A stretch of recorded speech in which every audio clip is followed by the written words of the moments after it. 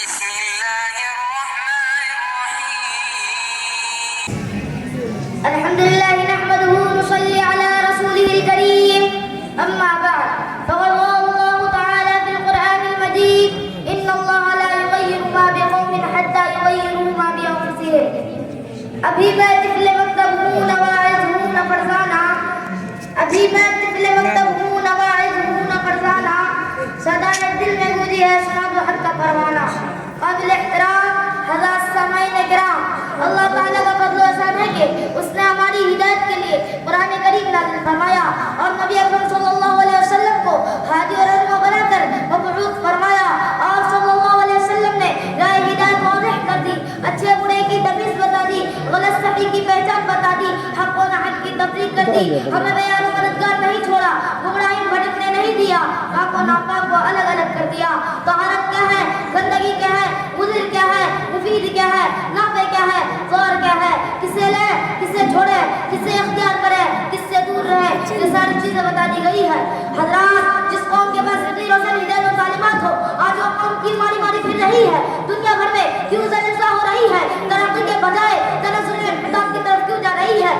غور کرنے سے معلوم ہوتا ہے کہ اس کی ایک وجہ ہے مغرب کی اندھی تقلید اور خالق کے بجائے مخلوق کے خوف کا دل میں بیٹھ جانا ہے افسوس کا مقام ہے ہم مغرب کی علمی ترقی کی نقلی نہیں کرتے سائنسی ترقیات میں ان کی پیروی نہیں کرتے وہ جن علوم و فنون کے بدولت باقی عروج پہنچے انہیں حاصل کرنے کی فکر نہیں کرتے پیروی خرافات میں کرتے ہیں نقلی غلط کاری میں بد تہذیبی میں اور عریانیت میں کرتے ہیں مقابلہ ناچ گانے اور خوش و سرور میں کرتے ہیں کون کہہ سکتا ہے کہ یہ ترقی کے راستے ہیں یہ انسانوں کی فلاح و کامرانی کی راہ ہے تجھ کو بتا دوں میں تقدیر امم کیا ہے تجھ کو بتا دوں میں تقدیر امم کیا ہے شمسیر و سران اول تاؤ سرباب آخر مسلمان کی زندگی باقی سب زندگی ہوتی ہے فحش و عریانیت میں اس کا دور کا بھی واسطہ نہیں ہوتا وہ پاک دل تو پاک باطن ہوتا ہے وہ سنت و شریعت کا پابند ہوتا ہے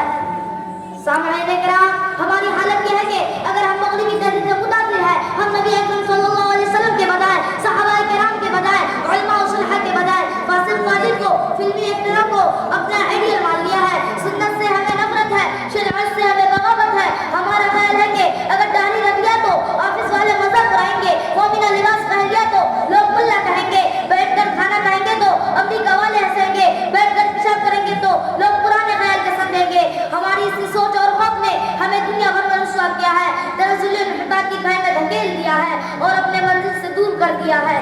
خلاف راہ پیغمبر قدم جو بھی بڑھائے گا خلاف راہ پیغمبر قدم جو بھی بڑھائے گا کبھی رستہ نہ پائے گا کبھی منزل نہ پائے گا اور ساتھ ہی یہ پیغام بھی یاد رکھے کسی کا آستانہ اونچا ہے گرا